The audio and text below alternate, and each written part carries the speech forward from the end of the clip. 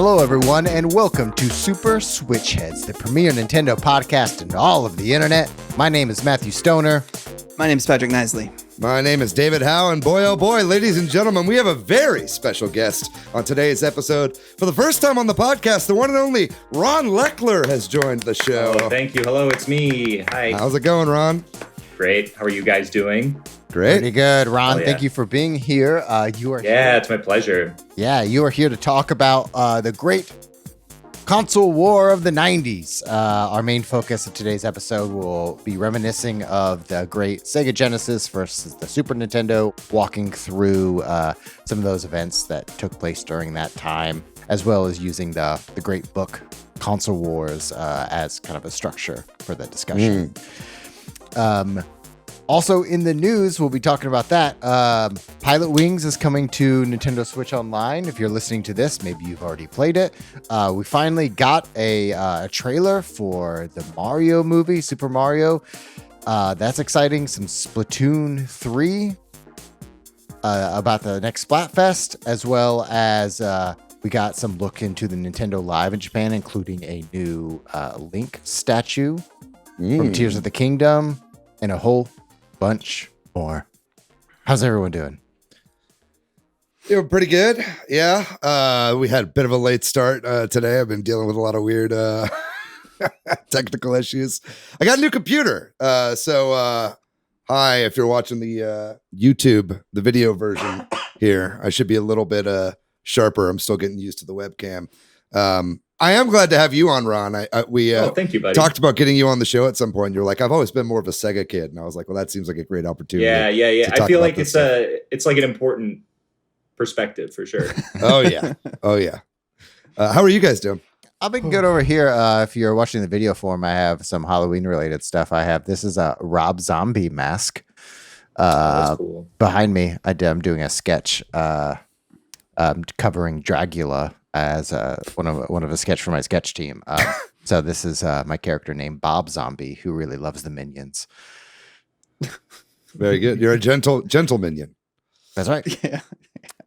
Very good. It's been good. I've been good. I always like to imagine his last name was like Zombington, like it was like a really logical shortening or something like that. Roberto Zombington. How about you, Patrick? How you doing? Oh, I'm okay. I'm still kind of recovering from the show a little bit, to be honest with you. I had a good laugh there. I got the case of the giggles. Yeah, you got to join our Patreon if you want to see the pre-show. Yeah. We don't have a Patreon, but yeah. And we probably don't have it recorded. Yeah. Also, not yet. Maybe by the end of the year is what we promised. Ourselves. We did promise that, didn't we? I'm good. I don't know. I don't even know what's happening anymore. Things are good on my end generally. Glad to hear it. Ron, how are you doing? What's been going on with you? Yo, I've been good. I'm working steadily, which is, I don't know. I'm treating this like this is like small talk at a place. That's not what you want to hear about at all. I've been good. I've been doing like a lot of like VHS tape stuff recently, and it's been like cool to be like energized about something that's fun, you know. And you're posting a lot of those on TikTok, right? I don't have a TikTok. I just do like Instagram reels and stuff. Oh, cool. The interface is just too daunting for me. Yeah. But it's been really cool, and the world of VHS is also very lucrative, as we all know. So soon to be rolling in it and stuff. I've been doing. I started making bootleg tapes recently, and that's been cool. Very cool. Yeah, man. Well, real quick, last week we talked about cloud gaming, and we had a really great discourse on the Discord. So come join our Discord. A couple quick shout outs to some comments people made. Our friend Lee pointed out that, like David kind of hinted at, they've been using streaming a lot to try games. And that they've been playing games on their Xbox One, which can't handle some of the bigger, newer games via cloud gaming on Game Pass. And then Other Dylan made a good point about one big downside of cloud-only games is modding. A developer could choose to allow mod tools, but they don't often. So that does kind of put a damper in that. And then we also had lots of people. Ivy made some good points about the benefits of just playing games in handheld without an internet connection and stuff like that. And Summer and KSB OKC and some other people all chimed in. Lots of great discussion about the topic of cloud gaming based on our last episode. There was some pretty interesting discussion about just kind of the rural urban divide and how rural gamers are going to have limited internet access, and a lot of that often falls on financial lines and stuff like that, and that's kind of a big reason why a lot of people really resent a kind of push towards cloud gaming, and that's also a big reason why the physical games market still exists. And I'm sure the VHS market as well to a certain extent. And so it was a fascinating discussion. If you haven't joined the Discord yet, definitely join for more discussions like that. And if you want to be shouted out as well, if you have any comments on anything we say today, if you have any memories of the console wars you would like to share, we'd love to hear about it. Send us a note. I also appreciate it if you share the podcast somewhere online or leave us a review. And always remember to check out our YouTube page, watch the video. If you're listening somewhere else, come look at our faces and, hit like and subscribe, please. Oh, yeah. We got a lot of video game news and rumors, starting off with the big one, the Mario movie. They did a direct unnecessarily for this, where we got to hear from, I don't know, who did we hear from? Miyamoto, Meledandre-san, Chris Pratt, and Jack Black all said something. Who does Jack Black play? He's playing Bowser. Oh, okay. I didn't actually the king of recognize the his voice in Koopas. I did watch we'll the trailer. talk about it. Let's talk about it. It doesn't sound like it. He's great. He's nailing it. It's like he's like almost like acting and like putting on a voice. You know what I mean? It's good. Like I was thinking he would be Jack Black, but he's Bowser. Yeah. Really Anyway, feels like it. They all had this long intro, but you've seen the trailer itself. I don't know if y'all want to talk about the intro of all these people saying things, we can, but it was a lot of nothing. The trailer itself. The one thing I'll say about that is that, and I know everybody's dogging on fucking Chris Pratt, and we'll get to that in a second, I'm sure. But I did think it was funny that Chris Pratt came on in like what was clearly a single take video that he recorded on an iPhone. You know what I mean? Being like, I've wanted to play Mario my whole life, and it's like that's just that that's not true. Like why would you lie? I just don't understand why you would say that. I was reading some article somewhere on Polygon. It's like nobody wants to play Mario. You want to play as Mario in a video game. You don't think about Mario as like a character you want to enact. Unless I have issues with that article, but yeah, I get what they're trying to say. Yeah, I kind of have issues with. Well, let's talk more about this. The trailer itself, Bowser, highlight of it, right? I mean, they kind of show a lot of Bowser. He's gonna steal the movie for sure. Yeah. Like I mean, even in that stuff beforehand, it was like like I said, like Chris Pratt was kind of phoning it in. Jack Black comes on and he just immediately has like all this fucking charisma. You know what I mean? Like he's like being goofy. You can tell he's like really excited about it and into it. He was the one that was at New York Comic Con as well, like doing a whole panel on it and everything. Right. So I just think like it was inspired casting. Looking forward to seeing what Seth Rogen does. And Jack Black's like that too, where he's always like acting circles around, like even in stuff that's like not great, he's great in it. I don't know. I feel like he squeezes every ounce out of his roles and stuff like that. Yeah. I just think Jack Black just has fun whatever he's doing. And I think that joy just emanates from his performances. Mm-hmm. You know what I would do anything to see, and I hope gets released at some point, is I want to see footage of him in the room recording Bowser's voice. Yeah. Because I want to see, like, I got to know what he's doing in there. Yeah. Yeah.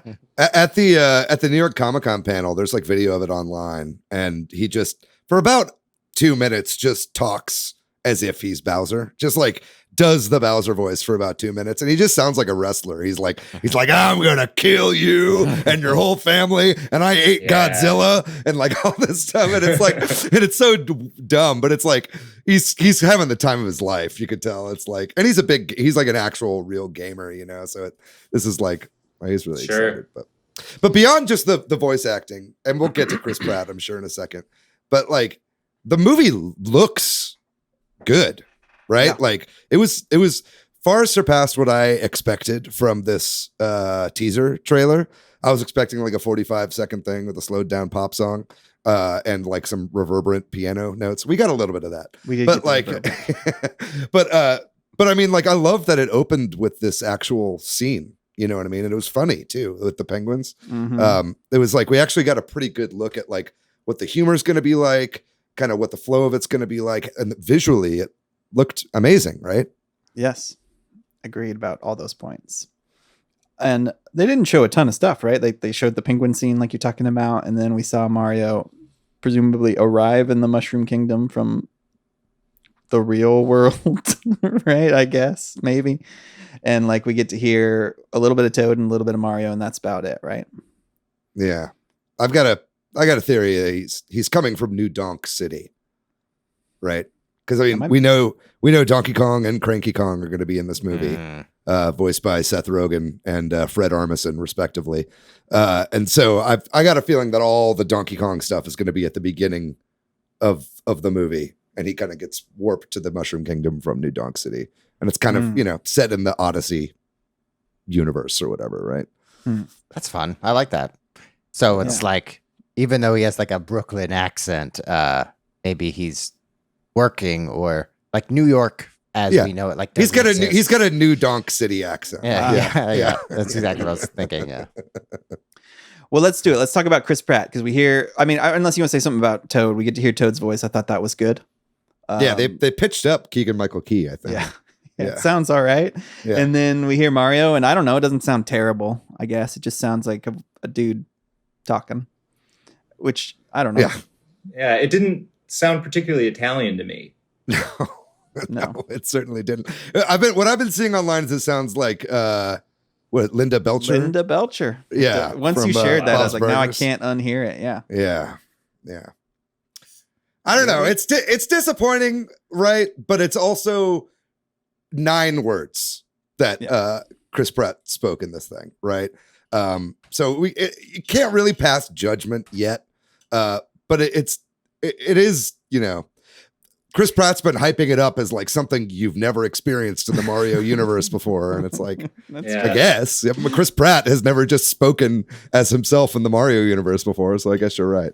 It's the problem of taking these blank slate characters like Mario and like Link would have the same problem, right? That like they don't say much. They're very blank slate. They don't, because you can like project because they don't have a personality, so they're you. Right.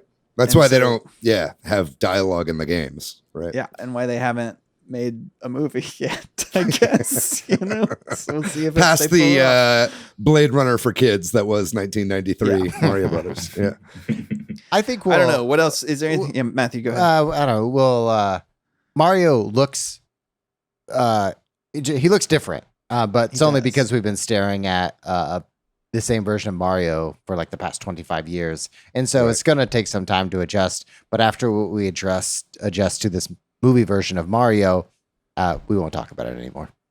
It's not like, as somebody pointed out, the first version of Sonic or whatever. There's not, it's like, it's just like a little different. It's not like, it's like, oh God, there's one thing that's really off. It's like, to be honest, I'm already used to it, to be honest. Yeah.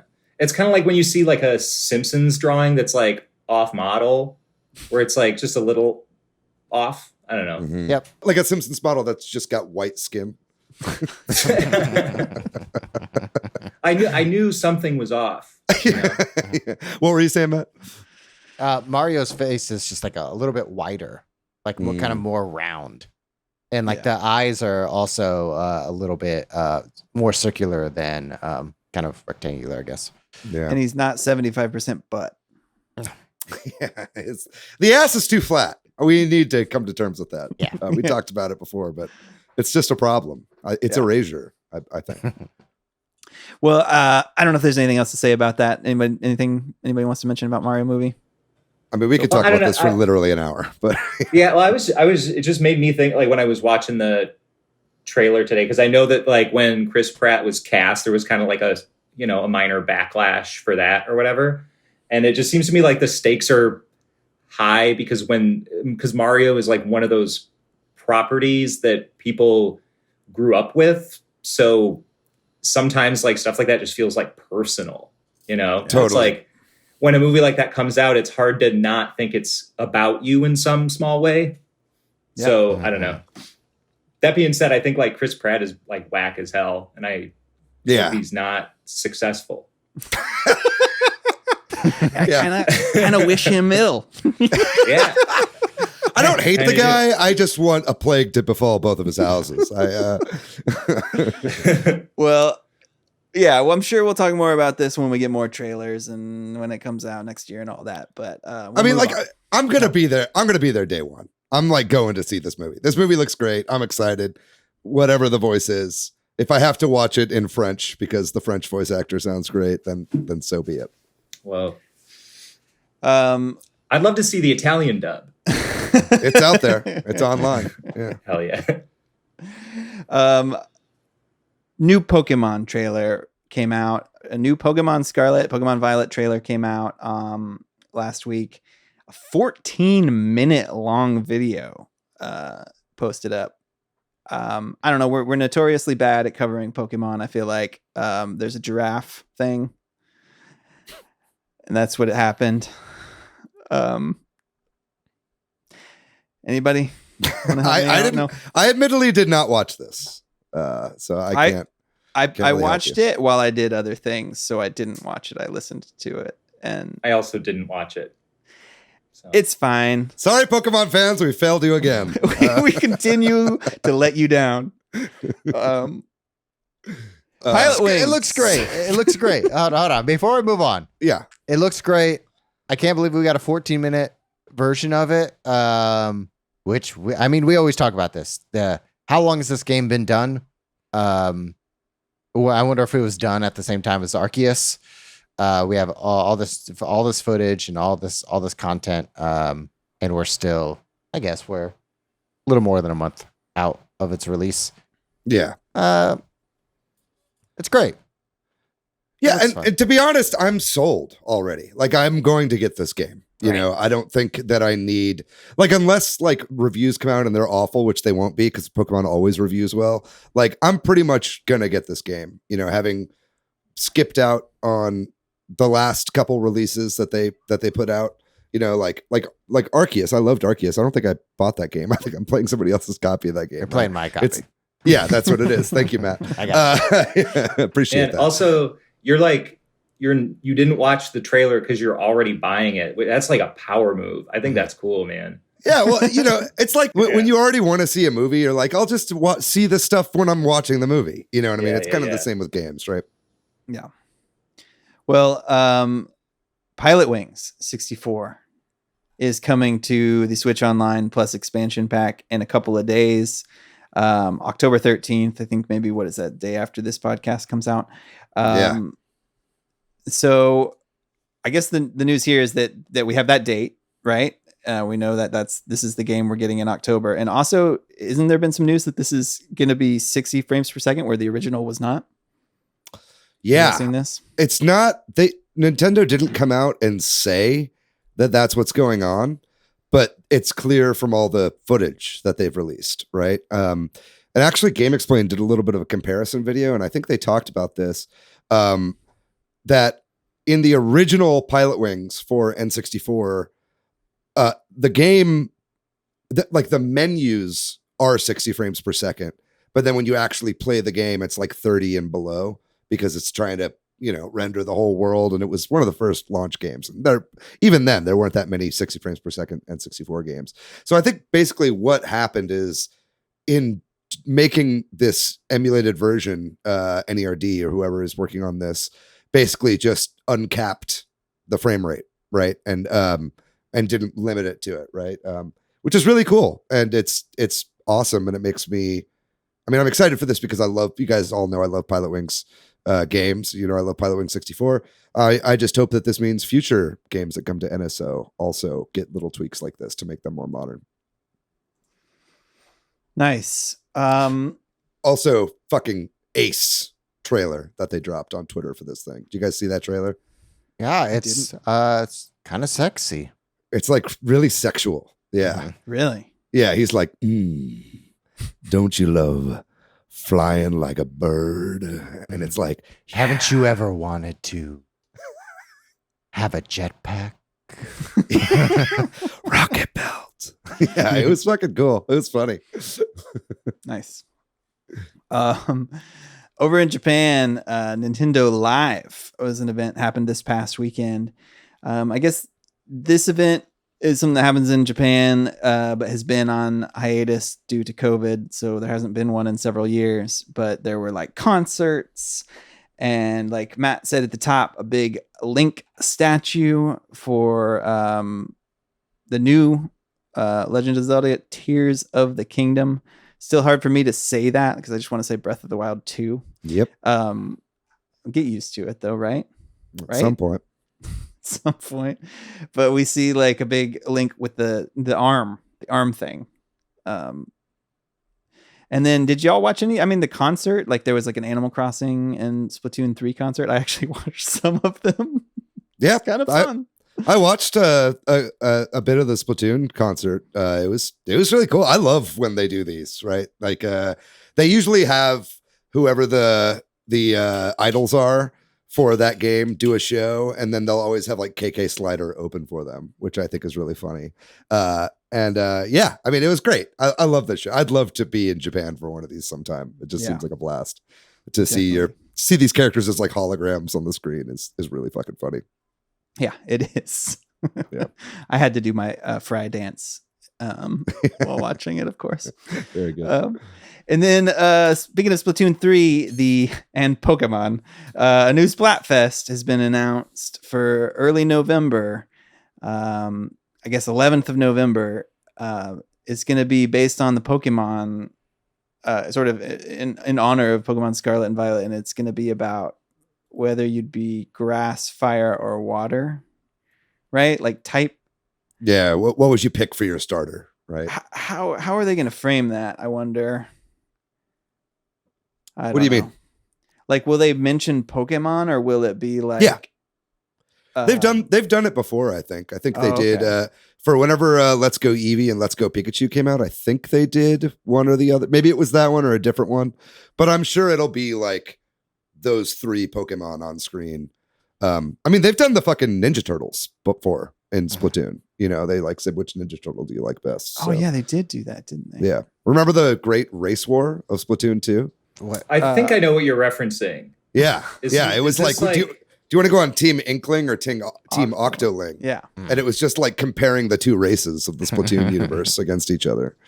Oh, that's not what I'm talking about. Because like I thought that was like the one thing that really I never played, but the game weirded me out because when I saw it played, there were like there's 2 teams and they're called good guys and bad guys, and you are the good guys. Oh yeah, and the bad guys are whoever is the opposite color of you. Yeah, and I was like, it's crazy that like.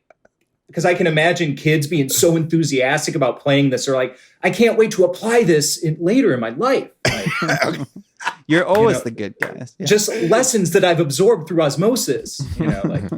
Like you're like Joe Lieberman. Okay, look, video game violence does not equate to real world violence, Ron. Yeah, I'm saying that I feel like there's definitely going to be kids out there that are like, man, I can't articulate how or why, but when someone looks different than me, I just think they're a bad guy. I just noticed that this person over here is a different color, and truthfully, I don't like them. Yeah. Let's not cut that out of context. But make that a ringtone.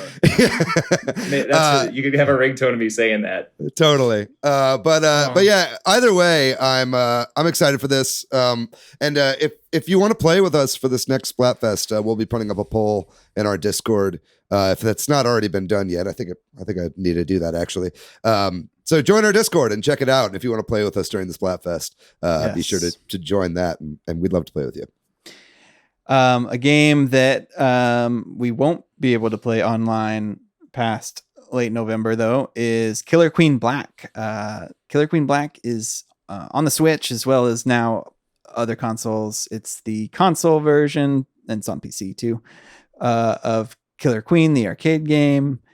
And we've been big champions of it here on this podcast, but unfortunately, the online element is shutting down, which is pretty much the whole game. I mean, you can play locally still.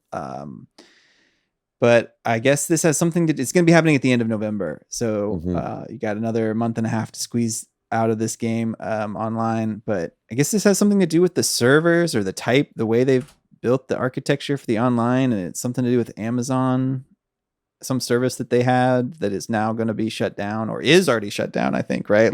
But they are especially letting the game have a little extra time is what I might. Yeah. And actually it's, if you want to learn more about the specifics of this, I recommend you actually go back to we interviewed one of the developers of Killer Queen Black from Liquid Bit Games. And he talked a bit about GameSparks, which was the front end that they used in order to make the cross-platform online multiplayer work, right? And basically GameSparks was a service that was bought out by Amazon, and it became Amazon GameSparks. And that acquisition happened in 2018. That's right. That's right. Yeah. And so, so now Amazon has basically said, we're shutting this down, this whole service. And then I think that they were able to negotiate something with them so that they wouldn't just have to have the game go offline overnight. And so they have it basically going until the end of November. So it's just a real shame. It's another one of these instances of a big company scooping up something smaller. And then as soon as it's not of any use to them anymore, they shut it down. And it's like, man, it probably would still be going if it never got scooped up by one of these big corporations. Right. Yeah. And I think as of now, you can't even buy the game anymore. Right. It's like off all the digital storefronts, which is a real shame. It's a real shame because it's still good and it's still fun local. And on the Switch, you can play with 8 controllers connected to your Switch and play 8 players all on one console, right? So we got to still play this game at meetups and stuff like that. We just won't be able to play online anymore, which really sucks.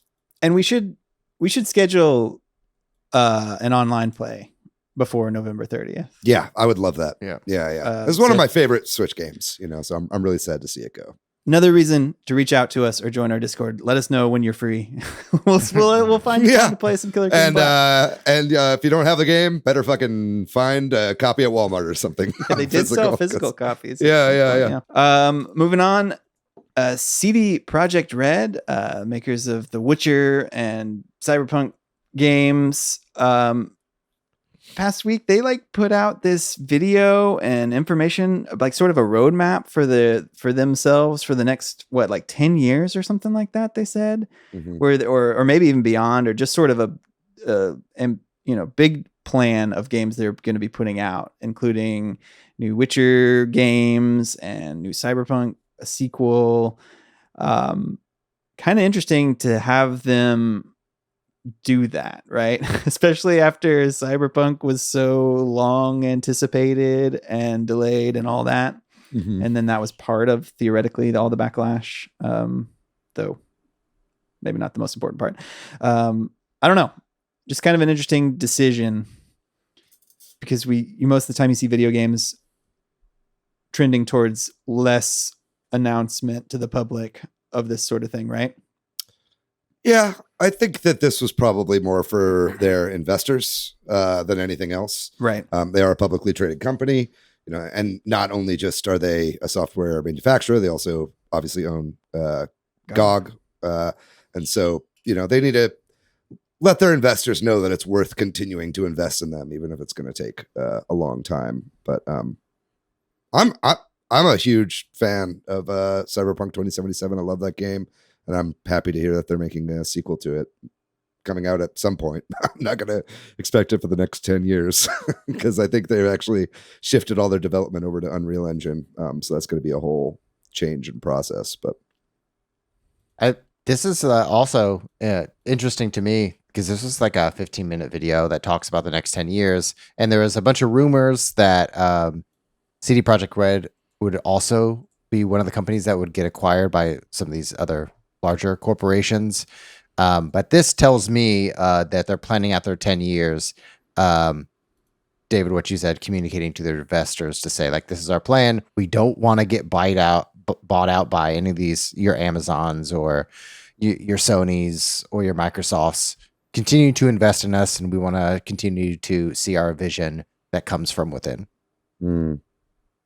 But they're also talked about like developing Cyberpunk and the Witcher series in tandem. So we might, how they've operated before, they would bring out a Witcher or some other type of game, and then switch back to the Witcher, then some other type of game. But now they'll be making a bunch of different projects all at once, including mobile games.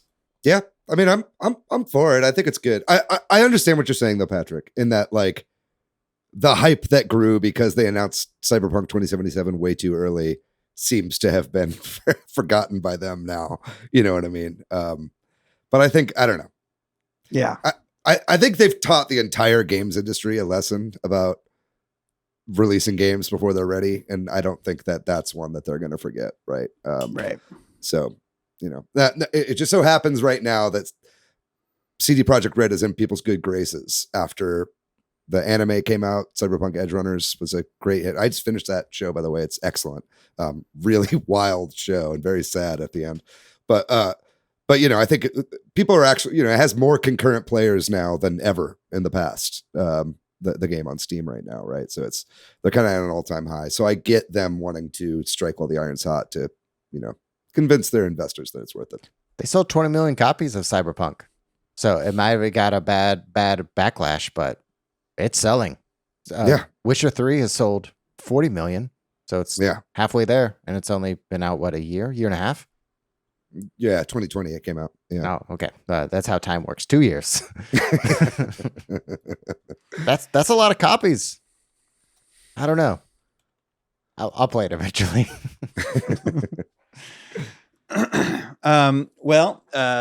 Moving on to Valve and Steam Deck. Steam Deck has been previously in this situation where you had to like put in a reservation, and then eventually when your number was up, they would let you know, and then you could get a Steam Deck. But now it sounds like they are sort of up to date or whatever you want to call it, right? I don't know what the word is. You can just go buy a Steam Deck if you want one, and then it'll ship to you within a normal time frame. Mm-hmm. So it's, I guess, the availability of the Steam Deck is great now, right? Yeah, this is really big. Steam Deck is awesome. I've been trying to sing its praises for a while. I love mine. I play it all the time. And I think this is a really big step because I think the thing that I hear from most people is like, oh yeah, it sounds good, but I don't want to order one and then just wait, months until I'm no longer interested. And then it finally gets out. It's like, nope, now there's no more reservation period.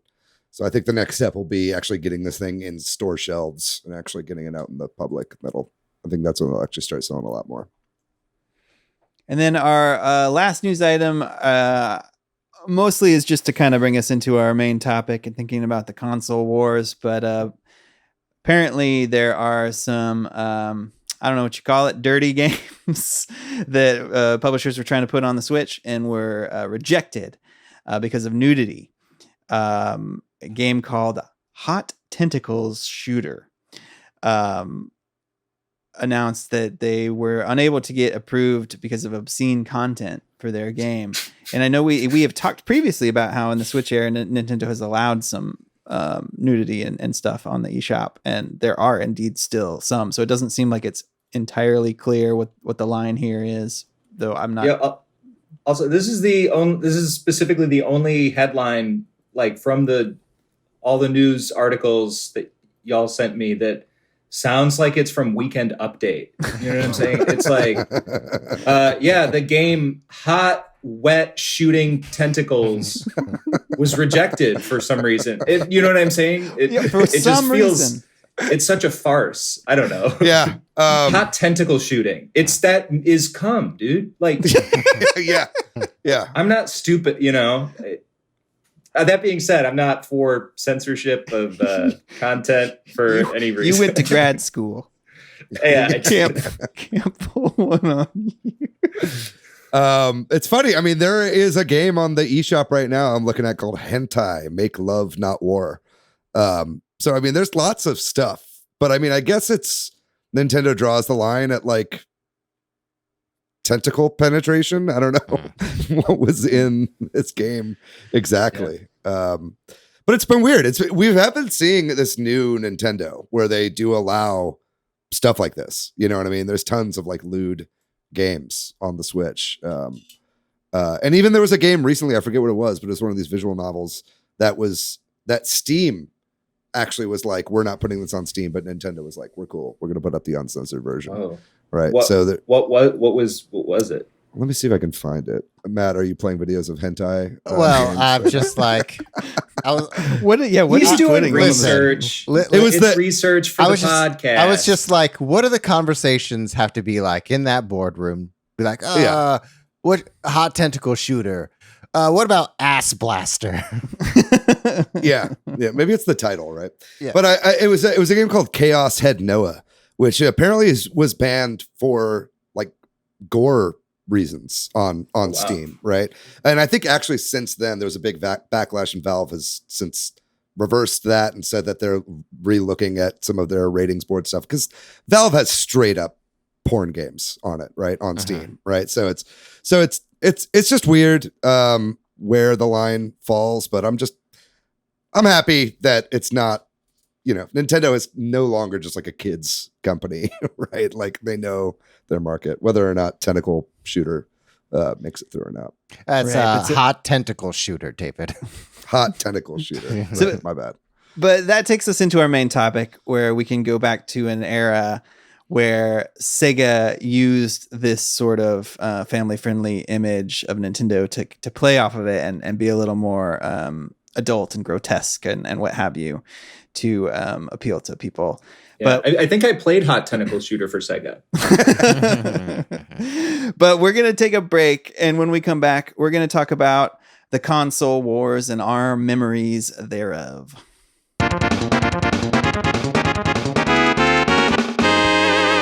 We're back, and we are talking about the console wars, in particular the sort of late 80s and 90s Sega versus Nintendo, largely the Genesis, Super Nintendo from the perspective of America.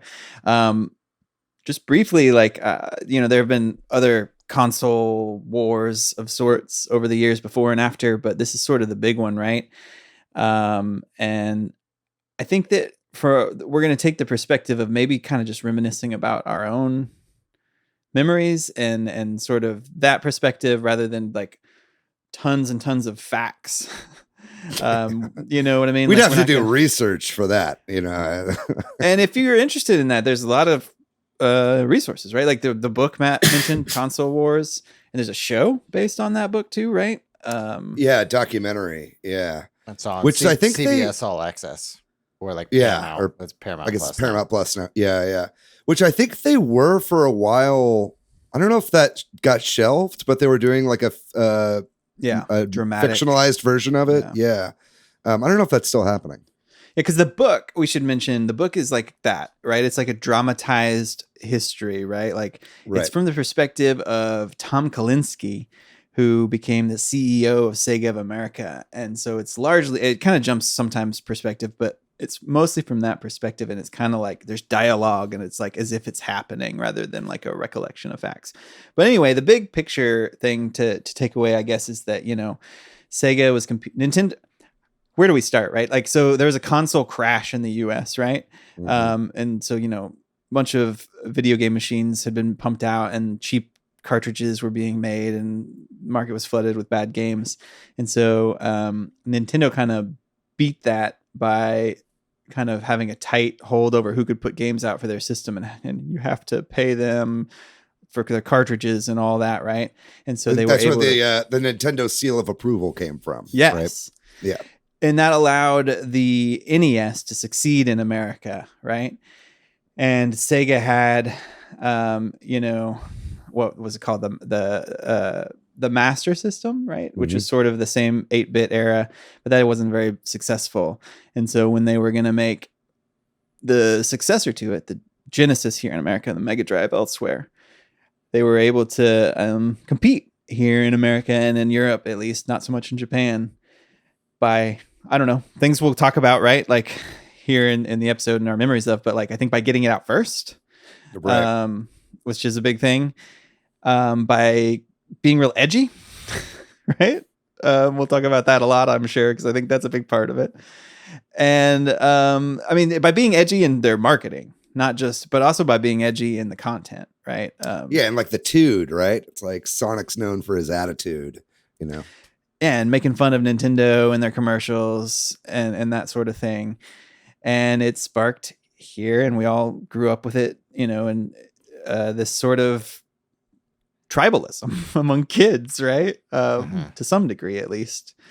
So yeah, I don't know. Is there anything you want to mention that just going back just a little bit is, with Sega's strategy about like being the cool one or being the one for the adults, or edgy, or the cigarette smoking, skateboarding, video game console. Like a lot of these ideas are from Tom Kalinske. Right. His background is he was started at Mattel in the late 70s, then moved over to Matchbox, and he did something very similar to make a Hot Wheels and Matchbox are competing businesses. They both make diecast cars, but you have to differentiate them from the different product lines.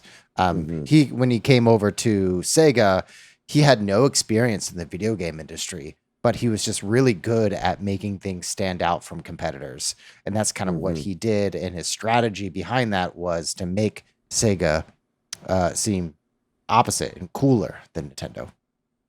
Yeah, he's the same guy who was kind of the brainchild behind He-Man as well. Like whenever Mattel was like, hey, we got all these toys for girls, we need something else. It was like, I think what he's always been really good at, or was good at back in the 80s, was like just like focus testing the shit out of stuff, right? And like no, he was like the guy who like understood the kids, you know what I mean? And like was just really good at reading the room on like what would be popular. And I think it was a big part of that's why I think Sega was, you know, there's a big kind of difference between Sega of Japan and Sega of America, but they were putting a lot of faith into Sega of America to kind of like lead the way, since that's where a lot of the market was happening. And then kind of ironically, I feel like where Sega really took off was like in the UK, right? And I think that's where they kind of like beat Nintendo at their own game. A lot of those conversations of like the frustrated with Sega of Japan and Sega of America, where like Tom Kalinske was like, hey, let's pack in a game. We need to put a game into the console.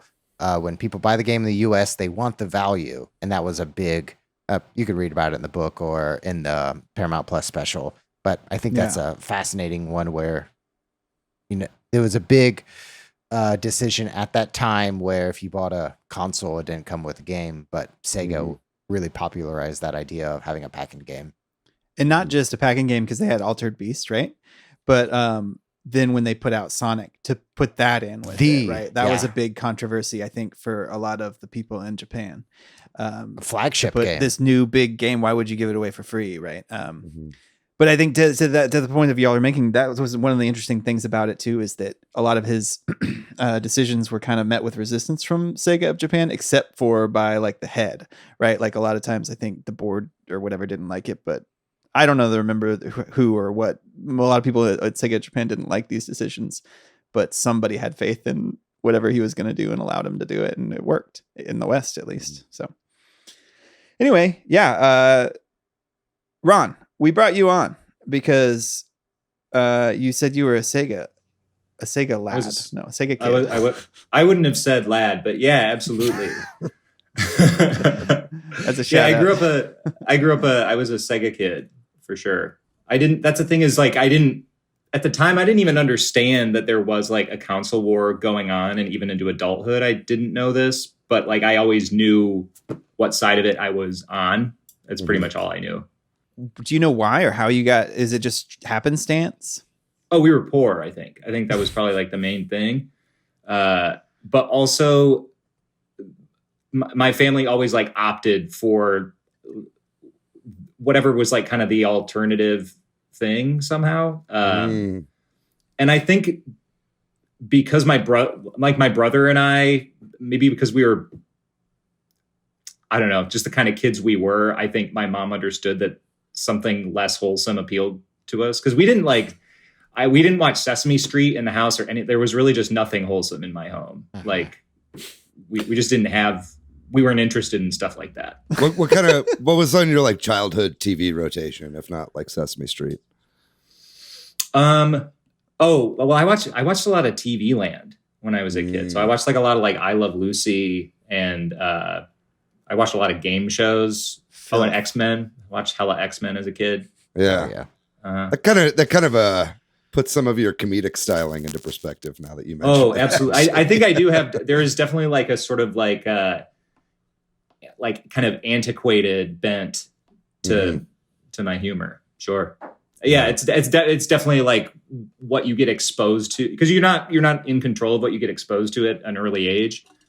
But that stuff, you find out later what it was that defined you that whole time, you know?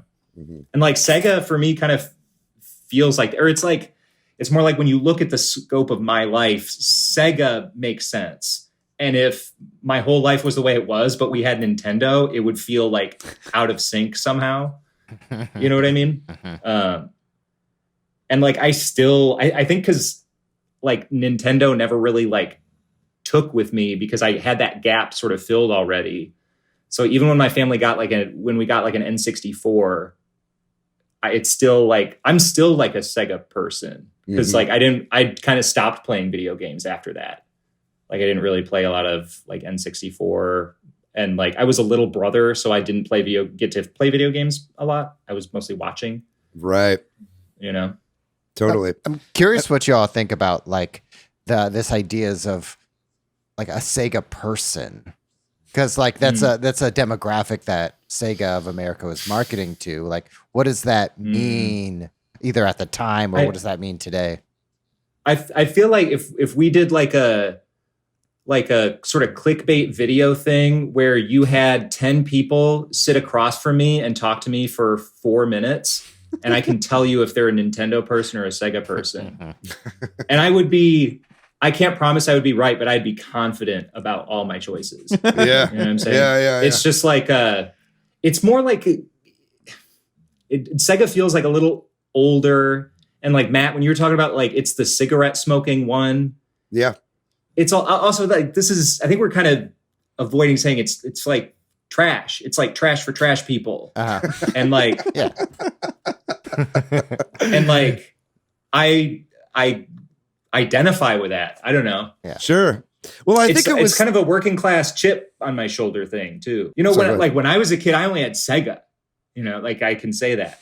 Yeah, it is like a bit of like it's like a bit of like the blue collar, absolutely the gaming version, right? And I think, I mean, those borders were set, right? And people people just like to be tribalistic, you know what I mean? Like we like to have a team. Sure. That's why, school spirit is so big and sports are so huge. Like, we all just like love to get off on that shit. But it was like, I mean, that was all by design. You know what I mean? It was like when you were talking earlier, Patrick, about how Genesis beat Super Nintendo to the punch. Like they knew this was their one and only shot to get in there because Nintendo had already announced the Super Nintendo. And Nintendo was falling out of good graces for a number of different reasons, right?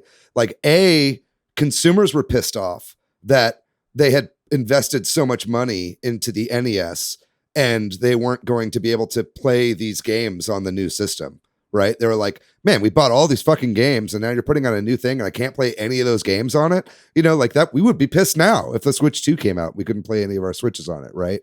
Our Switch games on it, right? So consumers were pissed off. Developers were fucking pissed off because the whole idea of the Nintendo seal of approval meant that, you could only make X number of games per year because the actual you would have to license out the chip and everything like that, right? Like on the you had NES. to pay that fee to print the cartridges and all that. Exactly. So developers were pissed, consumers were pissed, and I think that I think probably retailers were pissed too, because Yeah. they didn't have competition driving in two different pillars. It was just this one, kind of overwhelming, monopoly of gaming. And so I think Sega came in at exactly that right time. And I'm talking really specifically in the Western market, but they came in exactly that right time. Nailed it with the fucking marketing, doing that whole like kind of wild, wacky, psychedelic, grungy, David Lynchy fucking ad stuff that Yeah, was it like grungy. all the range and all the rage in the 90s. Yeah. And it also like Sega commercials. It was like edgy. It was like you were always like playing on the edge of a volcano or something like that. And Yeah. it felt like the ads for Crossfire. You guys remember that game Yeah. where you just shoot BBs at each other's knuckles? And You'll get caught up in Sega. that. Yeah, you will get caught up in it. And I don't know. Sega was like for the bad kids. I don't know. Yeah. And totally. like also this just seemed like a appropriate analogy. I went to those like haunted houses around Halloween. Mhm. I went to one like last week that was like an hour outside of Austin, kind of like in the middle of nowhere, and it's like a family run thing, and they had picnic tables with ashtrays on them. That's Sega. Oh yeah. Do you get what I'm saying? It's like Totally. It's a McDonald's ashtray. Yeah. Sega is a McDonald's ashtray. Yeah. But like I still fuck with those games because that's I think what I identify with about it now. It's like because I didn't know, David, what you had said about Nintendo just having a really close grip on who was allowed to make games for them, and Sega did not have that. But it's like in retrospect now making sense because Sega did feel like the Wild West kind of which I think there's like merit to both models for sure. And I think what I liked about Sega is it's like democratic. It's like everybody can make a video game. 7-Up can have a game. And like Ron Lechler can play it as a kid. You know what I'm saying? Yeah, totally. and I fucked with Cool Spot and Spot Goes to Hollywood. I bought the sequel. Like, yeah, Nintendo also like at first was would like lock down developers, right? Like they would make them have exclusive deals so they couldn't put the games on Sega at first. That changed later in it, and that was another reason they were upset, right? Like they just want to sell games. They don't care if it's on both platforms or whatever, right? David alluded to something similar from retailers that Nintendo was like, if you want to sell Nintendo games, you have to have this set amount of retail space. And if you have this retail space, then it's going to bring people in because people want to buy. It's the hottest selling Christmas toy of the early 90s. People are going to come in for Nintendo. And then Sega was like, sell our stuff. You can put it wherever you want. Yeah, and I think didn't Nintendo also like only give certain amounts of stock? They kind of they threw their weight around, right? Yeah. Like they you could get Sega games at a Quick Trip. Like that shit was everywhere. I think that would actually be a fascinating topic all on its own, is how fucking cutthroat Nintendo's business practices were in the 90s. Like they were crazy, dude. Like they ruled it with a fucking iron fist. I'm talking lawsuits and their lawyer at the time, I'm forgetting his name right now off the top of my head, but I mean he was like an absolute monster. Like they were really just, I think at one point Nintendo got sued. There was like a class action lawsuit against Nintendo. Howard Lincoln, right? Yeah, Howard Lincoln was their lawyer at the time. He was their lawyer, but he was kind of like low key, like running lawyer, Nintendo dude. of America. Yeah, he was a Lincoln lawyer, exactly. But at one point, Nintendo of America got sued. I'm forgetting exactly why, but the way that the class action lawsuit played out was that everybody got a coupon to get like 20% off more Nintendo products. So like the way that they had to deal with the lawsuit was by making more money from other people by giving off a coupon. It's like stuff like that was fucking cutthroat, right? So a lot of people like, nowadays we have this view of the Nintendo Direct Nintendo, right? Where it's the face of the company and it's, Reggie Fils-Aimé or like Iwata, right? And it's all like hop up. But in the 90s, dude, they were fucking, it was a whole different beast, right? Man, it feels weird because it seems like that Sega kind of had that bully vibe, but it was all an act, and Nintendo was the actual bully, and like that wholesome face is really is just like a facade, Totally. I would really love to see data if like you ask people, did you have Nintendo or Sega? And then the second question is, did your mom smoke? You know, like I know that there's like a correlation. I mean, it's not causation. I'm not saying that, but like Sure. Sega's a vibe. Yeah. Did you guys play Sega? Who were Sega? Because am I alone? Am I going to get beaten up? I can give one anecdotal account for Sega. My friend in high school had a Sega Channel, which was an exclusive service by Time Warner where you could play games over the internet. And so when I think of Sega Channel, I smell cigarettes because my friend's mom smoked cigarettes, and I would play Sega Channel with the. I think you're onto something there, Ron. Interesting that. Whoever could have predicted this? I mean, to answer your question, I was not. I was a Nintendo kid, right? I was a Nintendo kid through and through. My first ever console was the Super Nintendo. I never owned a Genesis. I just played the games later, right? Now, that being said, I kind of alluded to this earlier. I think that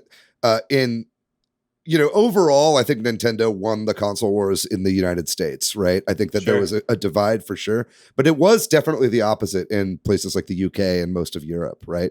Sega really took off there, especially in the 90s.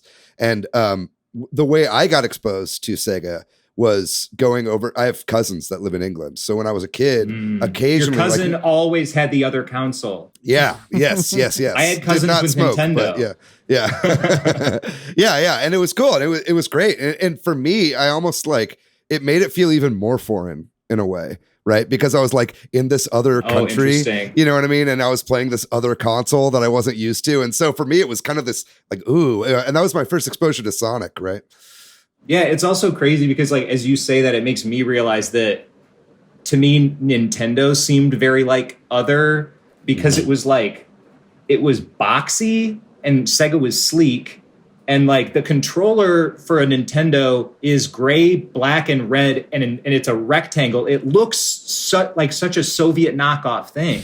Yeah. I really feel like there's more merit to the Nintendo feeling somehow like other in some way, but like also like when I was a kid, like I was aware of Nintendo, but they really did nothing to like beguile me over, because they clearly had like, a brand and an image and stuff, and it was just kind of the opposite of the kind of stuff I was into. So they were speaking to a really wide audience, so it felt like Sega spoke to me and like what I thought was cool. It's funny you mentioned that, Ron, because we're kind of seeing some of that today, and I hesitate to like say that we're in a console war today because we're really not, at least not in the same way that it was back in the 90s.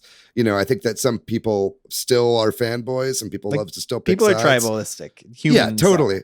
Yeah, but it's like realistically, the console war era has concluded. I think we had an episode, maybe 100 episodes or something ago, where we talked about we're kind of more in a console cold war now than like a console war, right? And I think that's a little bit more accurate. But I think what you're saying there is interesting because it's like we're seeing that today where Nintendo back in the 90s was like resting on their laurels, and they felt like they didn't have to really push or prove to people why they should buy their systems because people just bought them, right? Like Sega had to like fight this uphill battle, and that's why so many people like connect with them because they were like the underdogs, right? And even if that wasn't like intrinsically part of their advertising, like you could feel it. It was that attitude. It was like all part of it. And I think like we find that even today with like Xbox right now, right? Because in the 360 versus the PS3, Xbox was in the lead. But ever since then, it's been basically PlayStation that's been leading the pack, and Microsoft's been kind of having to work their way back up. That's how we're seeing now so many like pro-consumer moves with like Microsoft Game Pass, backwards compatibility, like all the stuff that Sony doesn't even fuck with because they're like, we have the install base. We don't have to like put a bunch of R&D into stuff like this, right? Like, I think like when people are kind of down and out and they are the underdogs, like that's when you start to get really creative, and that's where you start to see like major Hail Marys being thrown, right?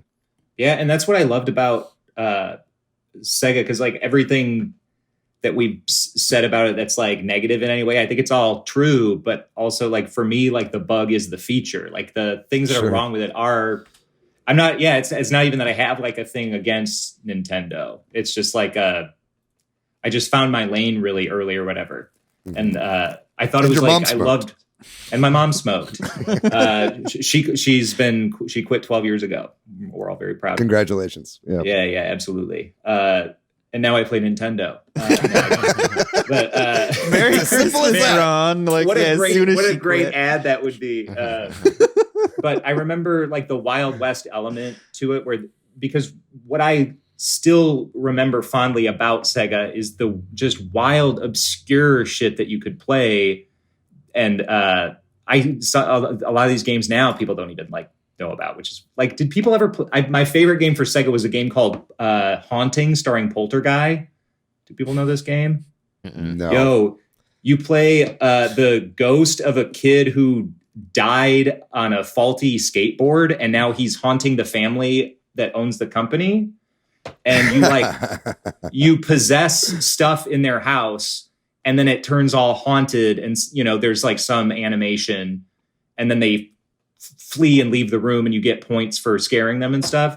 And like some of it was like you would jump into a rug, and then the rug would turn into a puddle of blood, or the TV would turn into an eyeball or something. But sometimes you would like possess the closet, and when they would open the door, there would just be a corpse hanging from a rope, and it was like they could just get away with anything. And I don't know. Yeah. I just liked, I loved like spooky stuff as a kid. So like Nintendo just kind of didn't have anything to offer like a weird spooky kid like me, Let's talk about that element, right? Because that's definitely a big part of it, was the violence, right? Like this era, I love violence, yeah. This era was when, video games started getting rated and the industry self-regulated for a while. And then whatever, we don't have to get into that tangent, but the Mortal Kombat example is the classic one. Mortal Kombat was put on both systems, but on a Nintendo, there was no blood. A notoriously bloody game, Mortal Kombat, gets put on consoles, and it's just gray. It's like sweat on the Nintendo console, but on the Genesis, it's blood.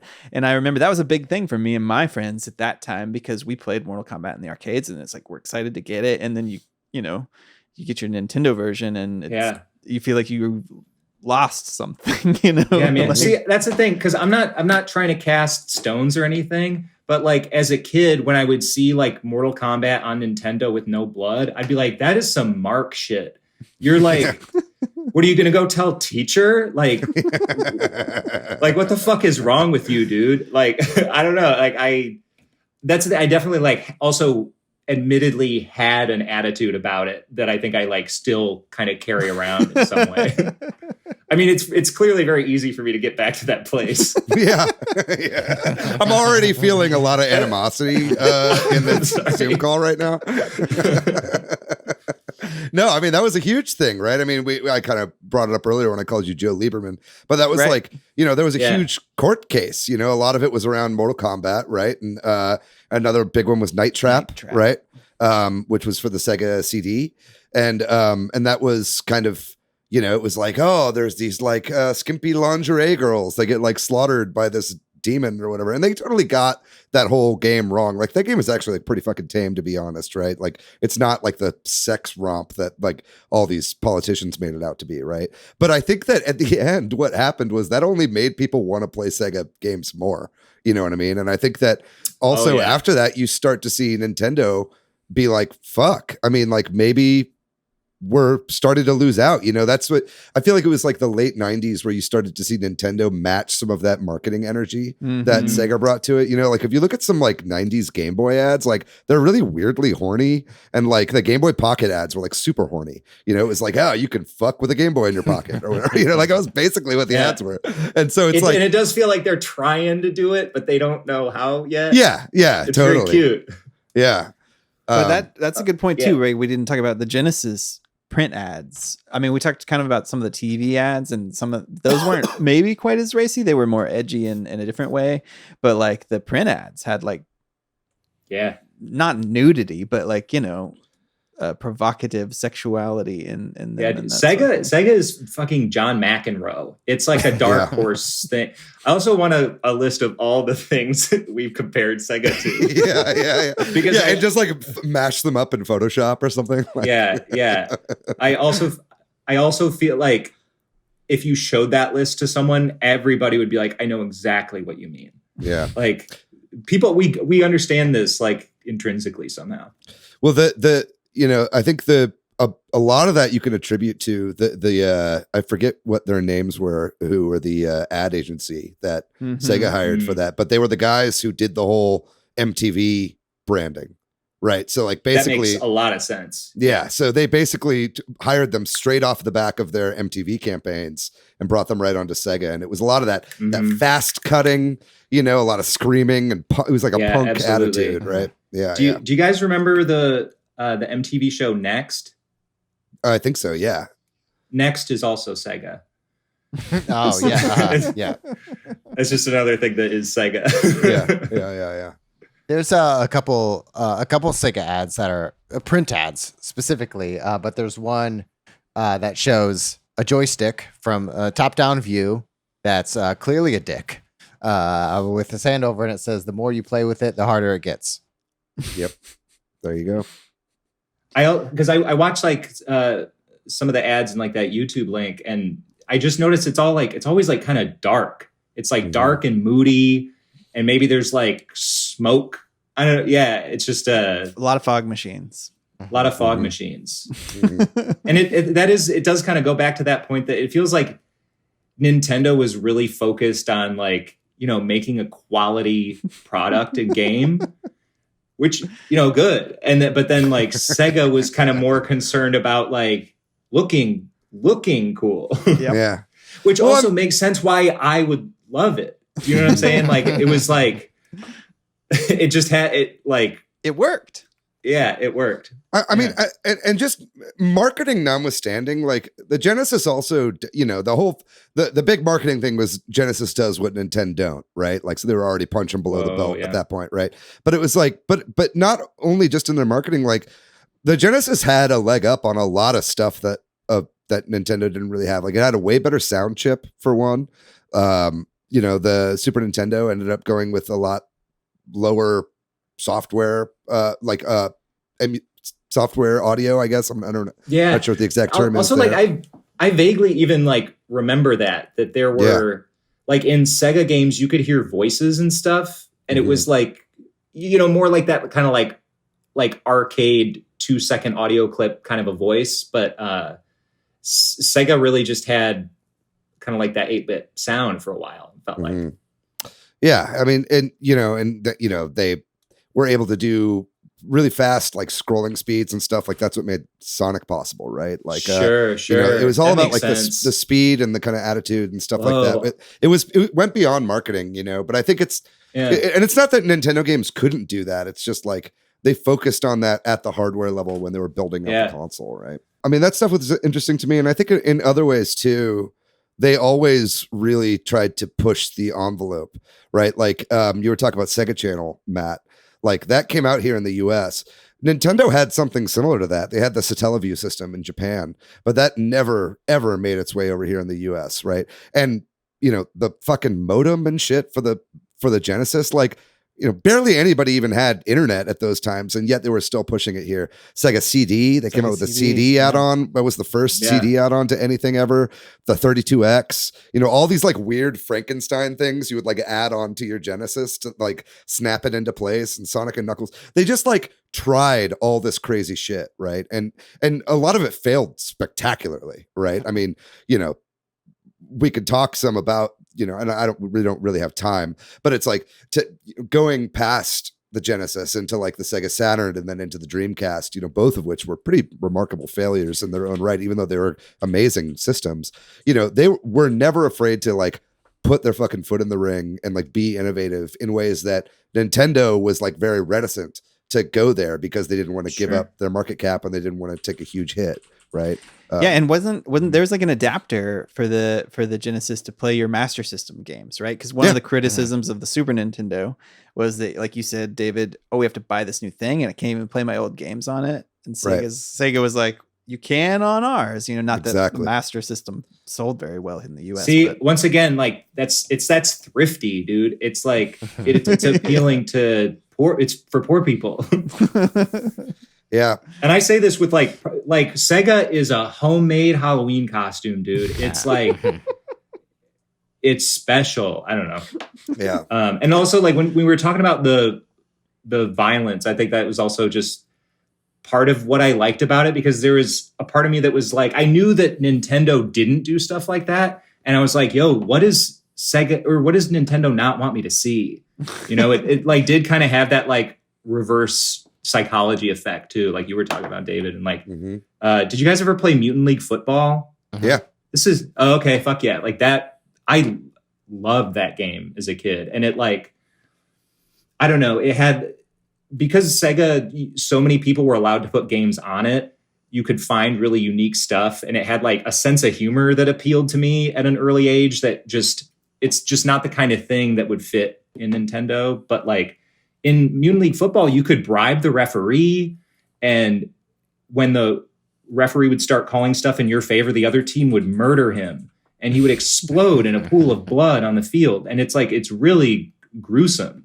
And then they made Mutant League Hockey that was even worse. And there was like fights and like a giant slug that would eat people and spikes and an exploding ball. And it was great. I ended up, they remade, that's the thing, because I don't really have a connection to video games anymore because I don't own a console or anything. But I got to write for the remake of Mutant League Football when that came out for really? Yeah, Nice. for PS5, PS4 and Xbox 360. That's really cool. I had no idea. That's Yeah, it was it's kind of like such a dream cool gig, job. right? It was like I literally had been training for it my entire life. You know what I'm saying? Oh yeah. Well, you were It was a X-Men sweet gig. kid. Yeah. Well, are there, I mean, we've just been kind of sharing some memories and thoughts about this rather than all the facts. Is there anything else anybody wants to make sure we get in this time? We got one memory that's tailored to my Genesis experience. I've never been a console fanboy. I know I host a Nintendo podcast, but I've always been console agnostic almost my entire life. I was never had those schoolyard conversations. I was just like, I want to play that game. That game looks cool. And so a big memory for me was renting a Sega Genesis from a Blockbuster Video and bringing it home and playing Kid Chameleon for the first time, or Strider. I fucked with Kid Chameleon. And like playing those over a weekend, a rental was console rental was like $20 or something a night. At the time, It felt like super expensive, but it felt cool. Yeah. Also, like for context, in Kid Chameleon, you could put on a mask and become a tank with a skull for a head. Oh yeah, and shoot enemy. It was a very Sega game. You know what I mean? Or put on another mask and you throw like butcher knives. Yeah, it was the hockey mask. Yeah, that was the thing. Like there were so many hockey masks on a Sega game. Like just no kind of mask appeared more than the hockey variety for sure. Murder happened so much in Sega. Yeah.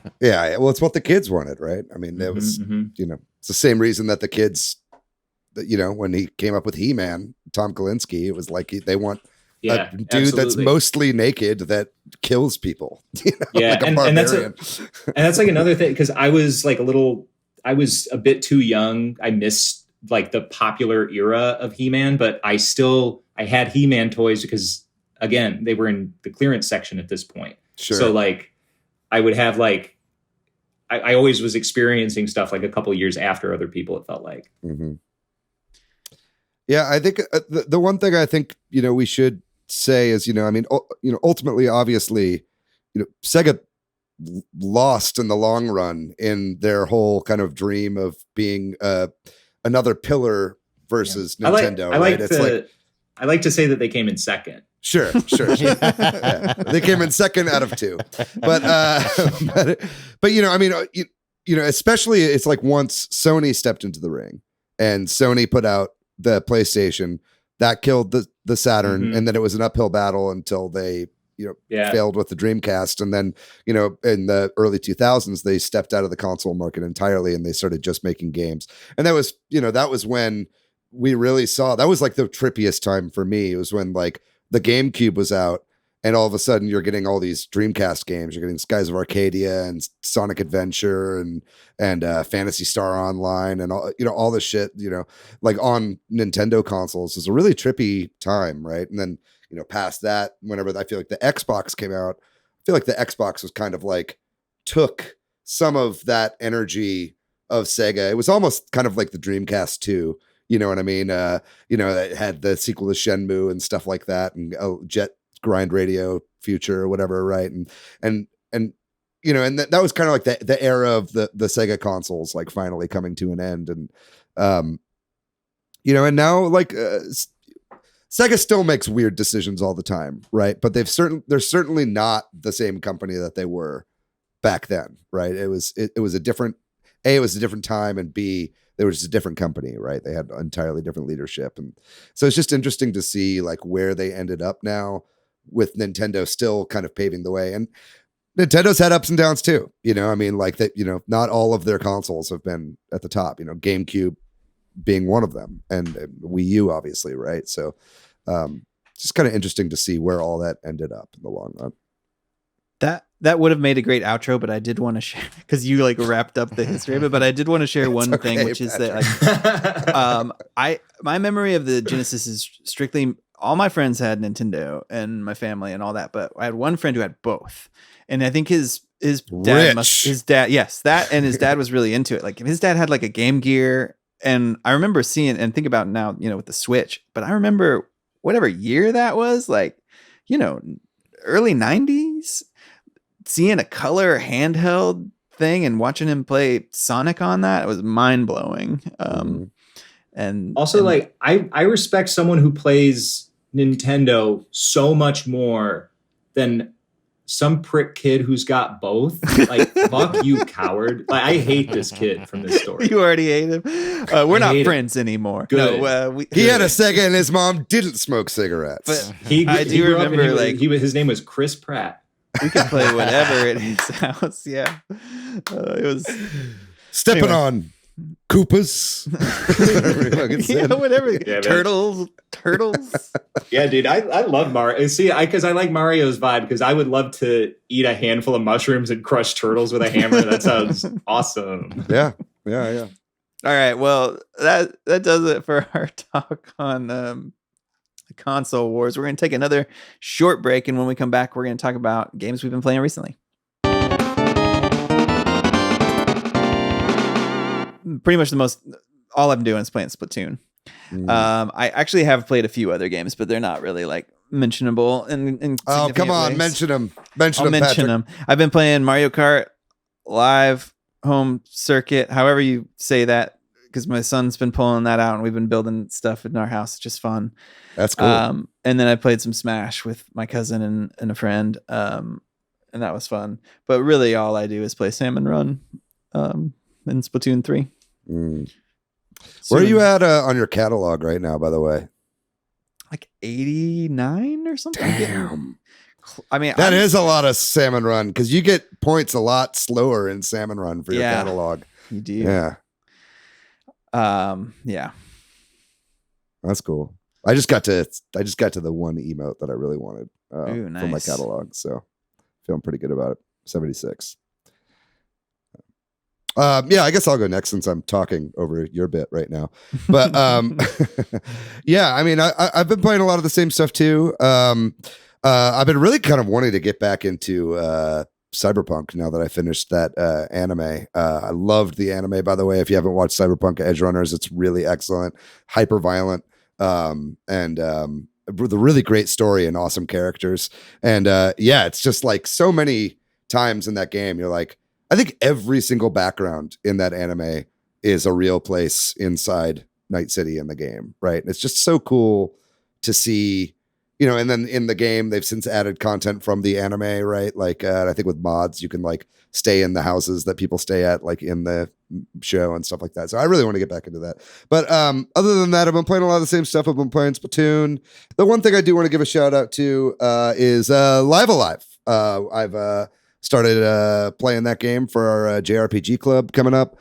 I'm still in the ancient Imperial China section of that game.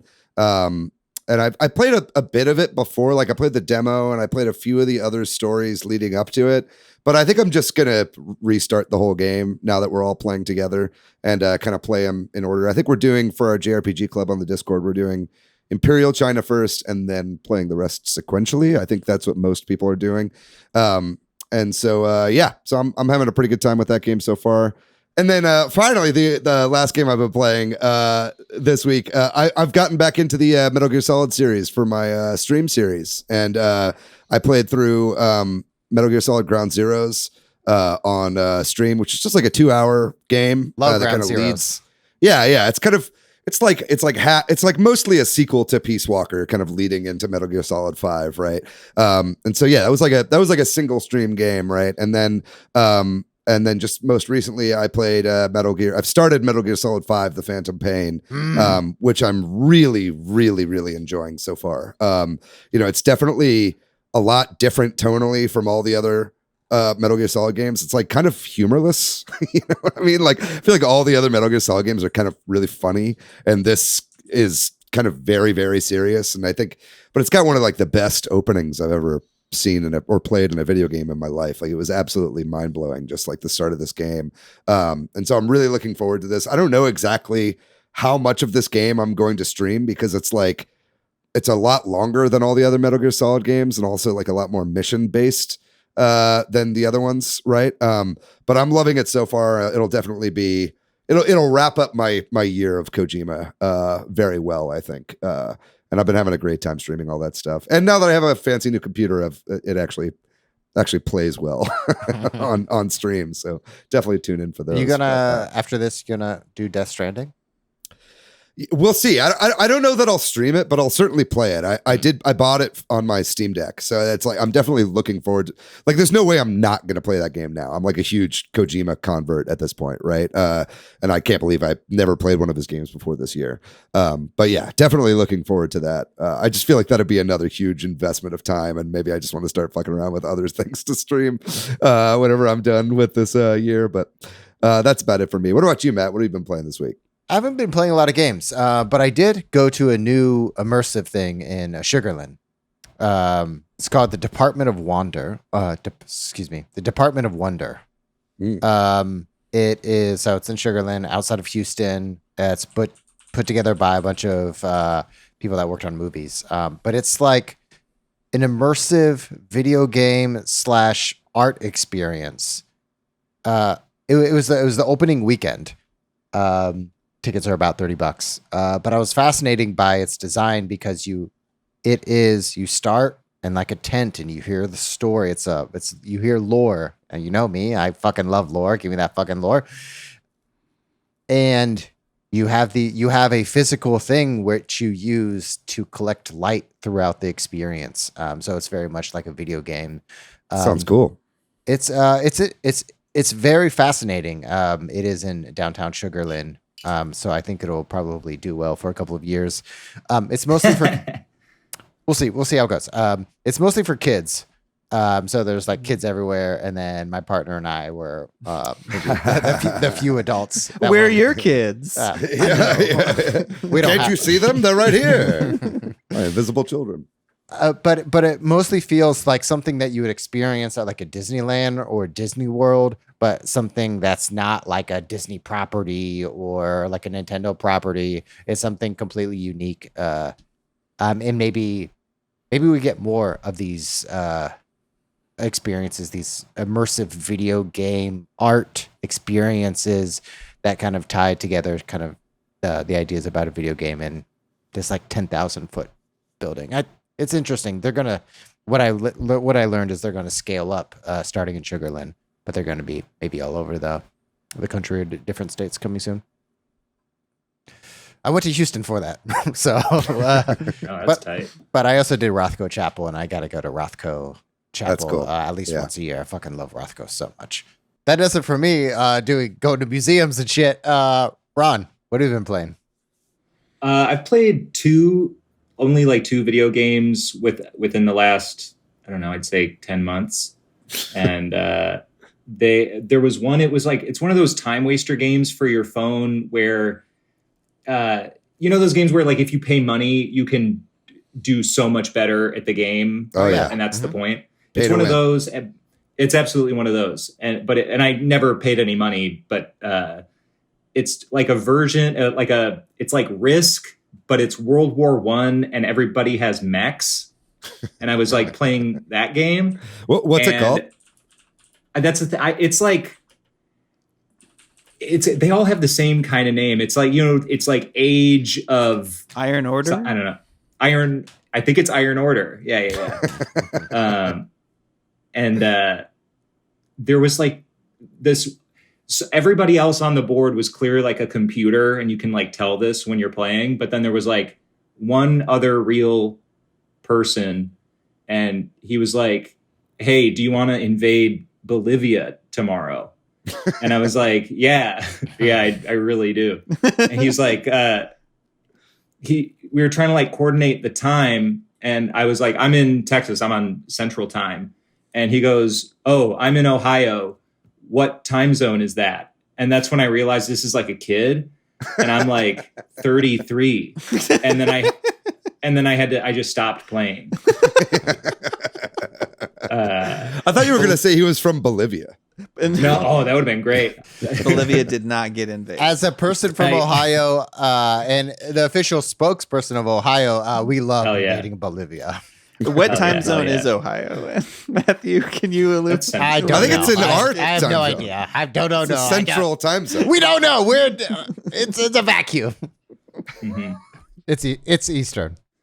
The other game I haven't been playing it, but I played it once. It was a video game at Fantastic Fest in Austin. It was like they had these robotics engineers from Austria come to the festival, and they were like in charge of like certain food and drink and entertainment stuff. And there was a video game there where it was like a big rubber ass, and it had genitals also, and it was called Prostate Hero, and you put your finger in this fake ass, and there's like Guitar Hero buttons, but you can't see them. You can only feel them. You had to like and feel for the prostate within the butthole. Yeah. And there's there's a screen and everything. And then when you win, it comes. And it was like really gruesome. That sounds pretty made intense. up, but that's real. No, I believe it. You maybe have played the most interesting game any of our guests have ever. I also want to point out Prostate Hero, the game where you make it come, Sega.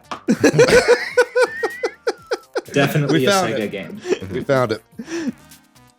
But somebody called Joe Lieberman. It's not cum, it's sweat. On the Nintendo version, yeah. Yeah, exactly. That's the name of my album. It's not cum, it's sweat. Ron, thank you so much for coming on our podcast. Thank you guys for putting up with me. I really appreciate it. Oh, it was a blast. Thanks to MilkyWay.co, does our website. Thanks to Corduroy for doing our music. If you're looking for me, Patrick, online, you can find me most places as PDYX. Hey, I'm Matthew on Twitter, MATHYOU. I'm pretty much everywhere on the internet at Monolith Fiji. And what about you, Ron? Where can people find you online? And what shows you have coming up? I'm at Ron Lechler across platform. The thing I really want to talk about, just because it's the only thing I'm doing that's like relevant to you guys at all. There's an event that I'm putting on at Batch Kalachi in Austin, and this is an awful plug because the event is yet unnamed. I will eventually be able to advertise this, but like some VHS and old tech people in Austin and I have gotten together, and we're putting on an event at Batch where there's going to be like a retro gaming corner also. So there's going to be like Nintendos and Segas and some wacky games and stuff on old like CRT TVs, and you can play, and there's going to be like an 80s synth DJ and all that kind of stuff. It's going to be fun, Awesome. obsolete stuff. Yeah. Keep an eye out for that. Batch Kolache is an awesome place if you haven't been there. Man, I fucking love that place. Yeah. Yeah, and they do the Games Y'all meetup, which is kind of the spiritual successor to Juegos Rancheros, and very good friends of the indie video game development scene. Oh yeah, dude. I'll plug them. Go to Batch Kolache, dude. Totally. Yeah, it's a good place to go. If you'd like to find our show on social media, we are at Super Switch Headz on Facebook and Instagram. We are at Switch Headz on Twitter. We're also Super Switch Headz on TikTok, I believe. I don't know if that thing is still up. None of us ever signed into that. And then we also have a website, switchheadz.com. And we've got our Discord and our Facebook communities, the links to both of which will be in the description of this video or podcast, depending on where you're listening or watching this thing. Folks, that's going to do it for this episode on the Console Wars. This was a great little romp down the old nostalgic yellow brick road there. Thank you so much for coming on once more, Ron. We're going to be back next week with an all brand new episode, gang. Thanks so much for tuning in. This is going to be a good one. We got a lot of great games coming out this month. I can't wait to talk about all of them. But in the meantime, guys, you know the drill. Stay safe out there. Be kind to yourself. Be kind to one another. Treat others the way that you would like to be treated. Trust in God, for He is the one truth. I got to stop saying shit like that. I'm going to cut that part out. I thought The Christian God, to be specific. The Christian God is the one true God. this is the only part of the podcast I've really identified with. Our love for the Lord was Anyway, I hate to alienate our Christian listeners at the end of the show, but anyway, we love you guys. Stay safe out there. We'll see you next week. Bye-bye.